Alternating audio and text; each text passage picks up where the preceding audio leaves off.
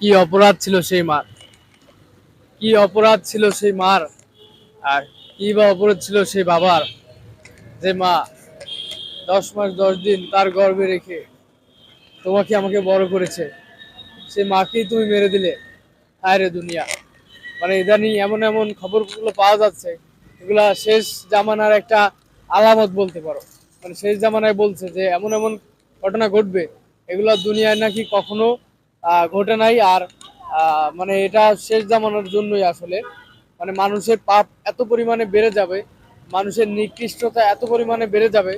এই যে রিসেন্ট একটা ঘটনা দেখলাম, এরকম তো হতেই থাকে যে তার মাকে মেরে দিয়ে সে নাকি আহ, তার মায়ের কাছে 6 লক্ষ টাকা ছিল, সেটা নিয়ে সে পালিয়ে গেছে। মানে টাকার কি লোভ! মানে দুনিয়ার শয়তানের ধোকায় পড়ে সে তার গর্ভধারী মাকে মেরে, মানে সে মা কি না করছে তার জন্য।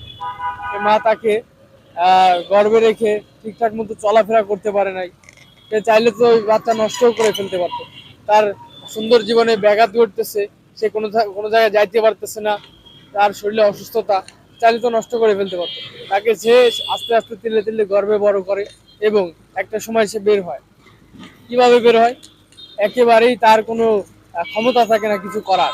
তাকে গোসল দেওয়া, তাকে খাওয়ানো, এমনকি সে বাথরুম পর্যন্ত করার পর তার শোষায়ও দিতে হয়। মানে এমন একটা অবস্থা একটা বাচ্চার। তো এই পরিস্থিতি থেকে একটা সময় বড় হয়, অ্যাডাল্ট হয়, তখন আহ, আসলে কি করে, দেখা যাচ্ছে সবকিছু বুঝে যায়, সে নিজের কাজ নিজে করতে পারে, তখন আর বাবা মাকে মূল্য দেয় না।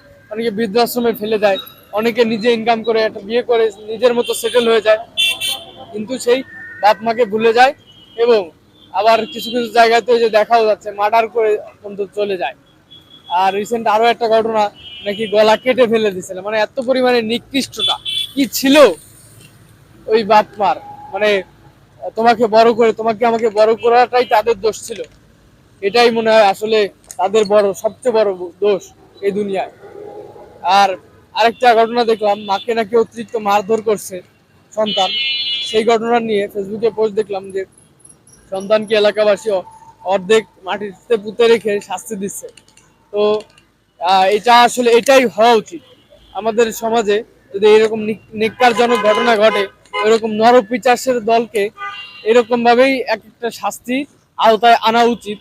প্রশাসন যদিও না করে, আমাদের সমাজ, আমাদের এলাকাবাসী, আমাদের যারা আছে সবাই মিলে এরকম নরপিচাসদেরকে একটা উচিত শিক্ষা আর আওতায় আনতে হবে। না হলে এদের কোনো শিক্ষা হবে না, কোনো বুঝ হবে না। কারণ যে মার গায়ে হাত তুলতে পারে, বাবার গায়ে হাত তুলতে পারে, মার্ডার পর্যন্ত করতে পারে, ও মানুষ না, একটা নরপিচাস। আল্লাহ আমাদের সকলকে হেফাজত করুক, এটাই দোয়া করি।